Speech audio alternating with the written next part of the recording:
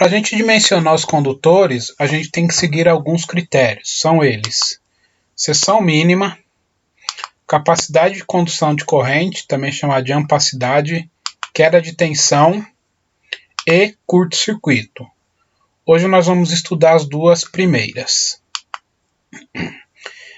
Dessas quatro, a gente deve escolher a maior seção que a gente encontrar. Antes de começar o dimensionamento, vamos conhecer as tabelas da NBR 5410. A primeira tabela é a tabela de seção mínima. Essas seções são definidas por razões mecânicas, tá? Instalações em geral, no nosso caso, condutores isolados, para circuito de iluminação, se for cobre, 1,5 mm, se for alumínio, 16 mm. Circuito de força, se for cobre, 2,5 mm, se for alumínio, 16 mm. Os circuitos de tomada de corrente são considerados circuitos de força. Tá? No nosso caso, nós vamos trabalhar com cobre. Tabela 33 da norma, que são os métodos de instalação. Então, nessa primeira coluna, a gente tem o número do método. Segunda coluna, um desenho explicando mais ou menos como é que é. Terceira coluna, descrição. E a quarta coluna, o método de referência. Tá? Para o nosso caso, nós vamos usar aí o método 7, que são condutores isolados ou cabos unipolares em eletroduto de seção circular embutido em alvenaria. Método de referência B1. Por que o método 7? Porque a maioria das pequenas instalações, os eletrodutos são embutidos em alvenaria. Tá? Existem mais de 60 métodos, tá? E cada método desse vai ter um método de referência. Aqui eu tenho um resuminho, tá? Para a isolação de PVC, as tabelas são tabela 36 e 38. Para a isolação XLPE ou EPR, tabelas 37 ou 39. E os métodos vão do método A1 ao método G, tá? Vamos mostrar aqui a tabela 36 para condutor de PVC, temperatura de 70 graus, com temperatura ambiente 30 graus, se tiver ao ar, e 20 graus se tiver no solo. Então, temos aí do método A1 ao método D. Depois vou explicar com mais calma essa tabela. Fatores de correção. Primeiro deles, fator de correção por temperatura. Então, essa tabela considera o seguinte: se o condutor tiver numa temperatura ambiente de 30 graus e numa temperatura no solo de 20 graus, esse fator é 1. Se tiver em temperaturas diferentes dessa, aí a gente aplica essas correções de acordo com o condutor, PVC ou XLPE ou EPR. Fator de correção por agrupamento. Então, essa tabela diz respeito a quantos circuitos ou quantos cabos eu tenho no mesmo local, agrupados, tá? Isso vai interferir aí na capacidade de condução de corrente desses cabos. No nosso caso, para pequenas residências, nós vamos usar a referência 1. Em feixe ao ar livre ou sobre superfície, embutidos em conduto fechado. Então, nós vamos usar essa primeira linha aí.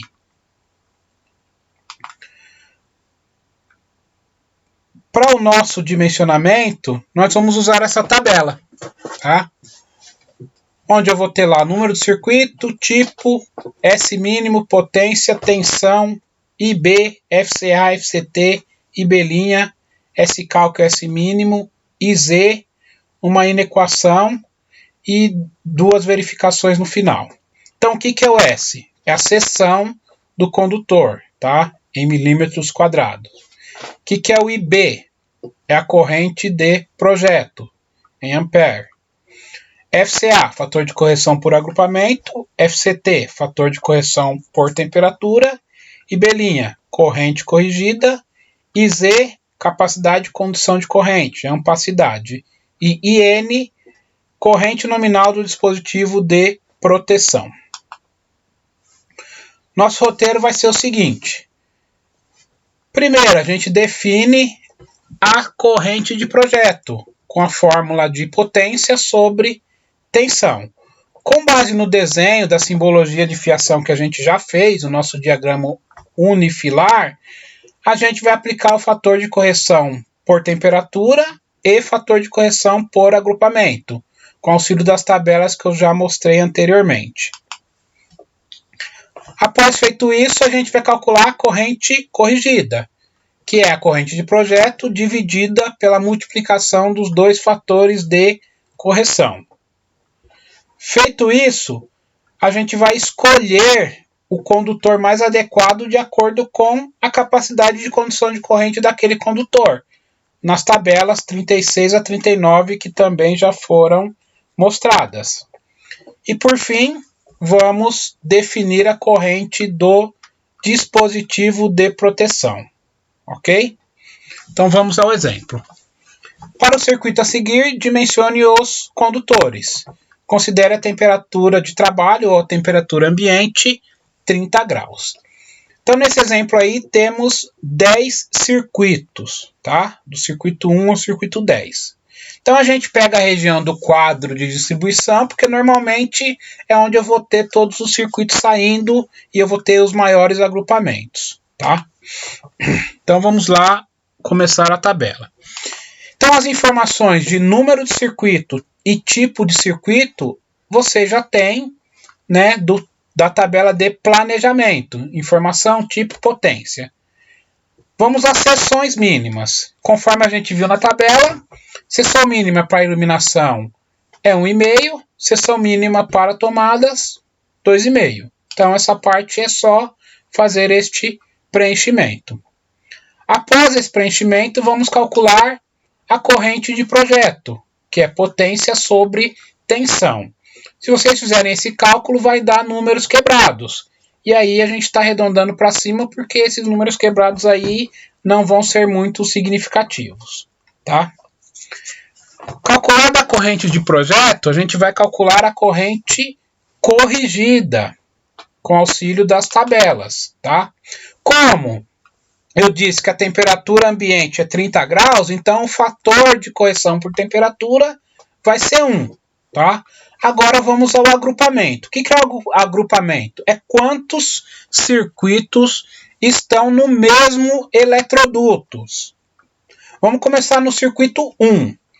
O circuito 1 tem junto com ele o circuito 4 e o circuito 9. Portanto, 3 circuitos no mesmo eletroduto.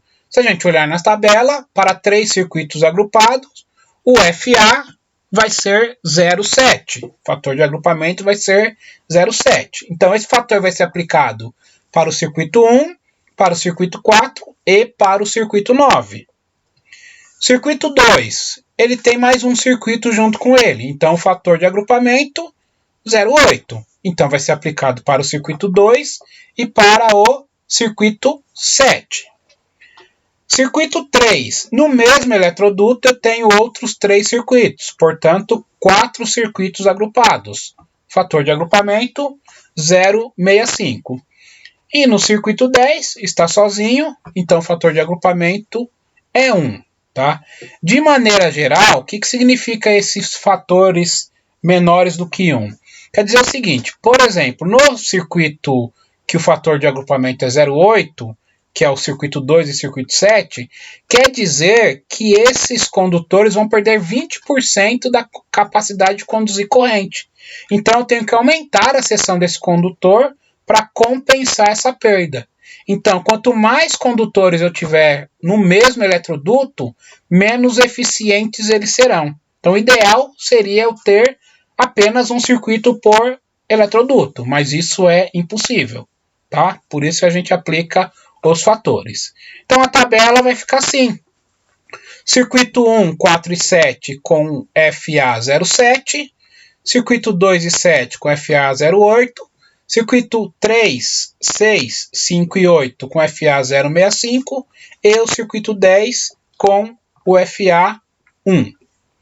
Achando esses fatores de correção, eu vou jogar na fórmula de cálculo do IB', ou corrente corrigida, que nada mais é que a corrente de projeto dividida pela multiplicação do fator de correção de agrupamento pelo fator de correção de temperatura. Como o fator de correção de temperatura é 1, a fórmula simplificada é essa. Então, corrente corrigida igual a corrente de projeto dividida pelo FCA, tá? E aí eu tenho aí as minhas correntes corrigidas. Então, olha lá. No circuito 1, a minha corrente de projeto era 8. Como ele está associado com outros dois circuitos, eu tenho uma perda de 30% neste circuito. Então, eu tenho que considerar, para calcular o fio, que a corrente desse circuito é 12 amperes, ok? Feita essa determinação da corrente corrigida, a gente vai olhar na tabela de capacidade de condução de corrente, tá? Então, lá no começo eu mostrei a tabela e aqui eu estou pegando apenas o método B1 para condutores de PVC, que é o mais comum em pequenas residências, tá? Então, vamos a um exemplo. Se eu pegar lá a seção de 50 milímetros e considerar um circuito com 2 condutores carregados, eu vou ter uma corrente desse condutor de 151 amperes. Essa corrente que é o meu IZ, tá? Então, nós temos aí 2 ou 3 condutores carregados. No nosso caso, 2. Só vamos considerar 3 condutores carregados em sistemas trifásicos, ok? Então, se forem 3, esse condutor consegue conduzir 134 amperes.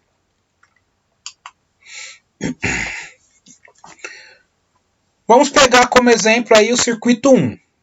A minha corrente corrigida é 12 amperes.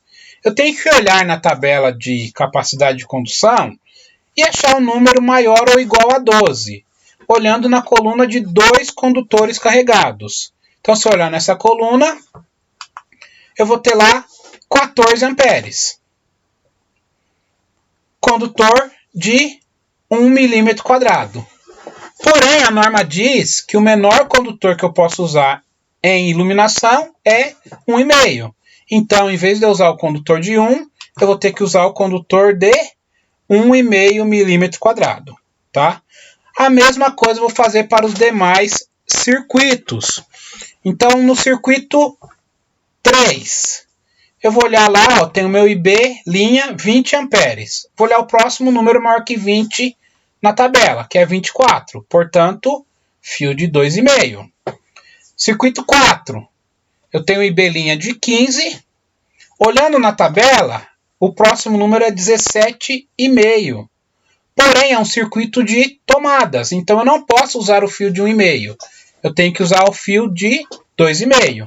Então, no circuito 4, apesar do fio de 1,5 suportar a corrente necessária, a norma me diz que o menor fio que eu posso usar para tomadas é 2,5. Portanto, eu vou fazer o uso do fio 2,5. E assim por diante até o circuito 10. Então, olha lá o circuito 10. Minha corrente corrigida, 24 amperes. E o fio de 2,5 suporta 24 amperes. Então, não tem problema, está adequado. Depois que eu determino o condutor, agora eu vou determinar o dispositivo de proteção, que pode ser fusível ou disjuntor. No nosso caso, vai ser disjuntor. Para determinar o dispositivo de proteção, eu preciso atender a uma inequação, uma fórmula que diz o seguinte: a corrente de projeto tem que ser menor ou igual à corrente nominal do dispositivo de proteção e a corrente nominal do dispositivo de proteção tem que ser menor ou igual à capacidade de corrente que o fio suporta, tá? Então, corrente de projeto menor que N e N menor que IZ. Vamos ver como é que fica isso aí. Eu tenho aqui uma lista com os disjuntores, os dispositivos DRs, que são mais fáceis de encontrar para vender nos depósitos, nas lojas de materiais de construção, nas lojas de materiais elétricos, tá? Existem outros valores, mas esses são mais fáceis de conseguir. Então, disjuntor termomagnético de 1 a 3 polos, eu tenho de 10 a 125. Disjuntor DR de 2 polos, essas 4 opções. Se for de 4 polos, essas 6 opções. E interruptor DR, estas 6 opções. É uma observação, o disjuntor termomagnético de 25 amperes, eu só vou encontrar aí no padrão NEMA, tá? No padrão DIN a gente não encontra esse valor de corrente. Eu só coloquei ele porque em caso de substituição de disjuntores, você pode precisar desse disjuntor. Mas em instalações novas, a gente tem que usar disjuntor DIN, não pode mais usar disjuntor NEMA, ok? Então vamos lá. Então eu fiz todos os dimensionamentos até chegar no IZ.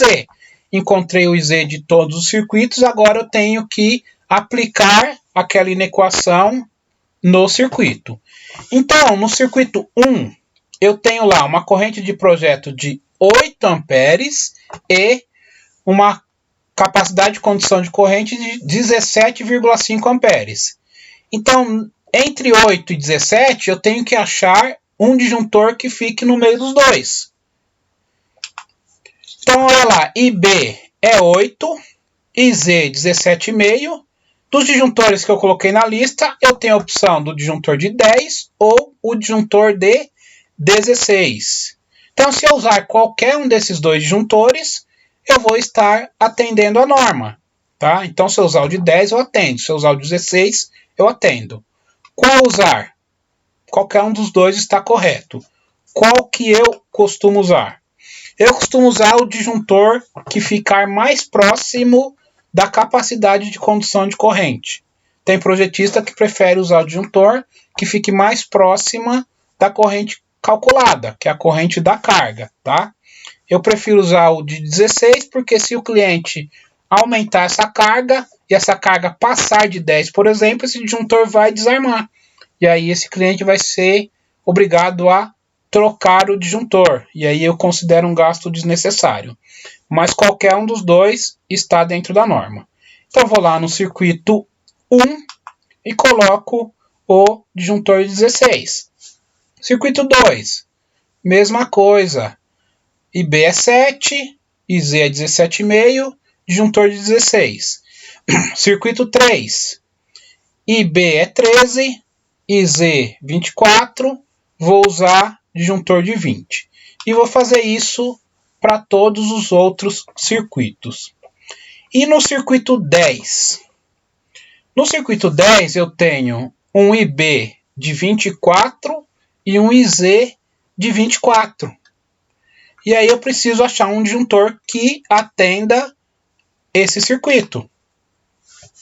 Dos que eu pus na lista lá que tem para vender, não tem. Se eu colocar o disjuntor de 20, se eu colocar o disjuntor de 20, 20 é menor que 24, não atende a primeira parte da inequação.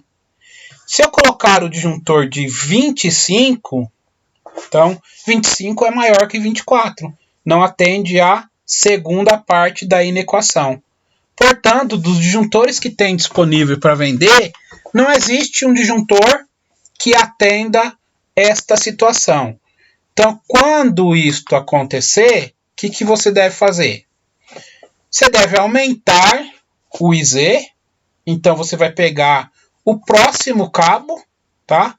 Então, tinha dado um cabo de 2,5. O cabo de 2,5 suporta 24 amperes. O próximo cabo é 4 milímetros. Então, você vai colocar um cabo de 4 milímetros e vai verificar se atende a inequação. Então, se você colocar um cabo de 4 milímetros, você vai ter duas opções de disjuntor, 25 ou 32. Como eu disse que o 25 só pode ser usado em substituição e não em circuitos novos, então você vai ter que usar o disjuntor de 32, tá? Então, após você fazer isso, você vai colocar o disjuntor correto lá na coluna. Então, o disjuntor de 32 e vai fazer a correção da seção e do IZ nas próximas duas colunas, tá? E aí está feita o dimensionamento dos dispositivos de proteção. Feito isso, você vai fazer a representação gráfica, tá? Que é o quê? Colocar a seção dos fios no projeto. Essa seção tem que ser colocada na parte de baixo da simbologia, e como vocês podem ver, se a simbologia estiver muito perto, elas vão se sobrepor, e aí fica um desenho muito poluído, tá? Então, o que você deve fazer para resolver isso? Você vai verificar qual é a seção que mais aparece no seu desenho, e você vai criar uma nota de projeto. Exemplo de nota de projeto. Nota 1. Condutores não indicados terão a seção de 2,5 mm². Exemplo de nota. Nota 2. Eletrodutos não indicados terão a seção de 32 mm, 1 polegada. Então, você fazendo a nota de projeto, você despolui o desenho. Então, todos os circuitos aí que não estão indicados, eu já sei que eles são de 2,5. Os que não forem de 2,5, obrigatoriamente eu tenho que fazer a indicação, tá? A norma diz também que o intervalo entre seção dos fios tem que ser de no máximo 3 seções. Vamos olhar um exemplo aqui. Então, neste exemplo, eu tenho aí 4 circuitos, e esses circuitos tem um circuito aí de 1,5, outros circuitos não indicados, vamos considerar 2,5, e o circuito de 6 mm², tá? Se a gente colocar a tabela de seções aqui e for do 1,5 até o 6, eu vou ter 1, 2, 3, 4 seções. E a norma diz que o correto, ou o ideal, é ter apenas 3 seções. Se você tiver mais do que 3 seções, você vai ter uma interferência do circuito maior no circuito menor, tá? Então, o ideal é que você tenha apenas 3. Se isso acontecer, o que você deve fazer? Você deve pegar o circuito que é menor e aumentar uma seção. Então, o circuito 7 vai passar de 1,5 para 2,5. Fazendo isso, eu vou ter 1, 2, 3 seções apenas, tá? E aí eu não vou ter tanta interferência. É por isso que os circuitos que tiverem as maiores seções, o ideal é que eles passem em circuitos independentes.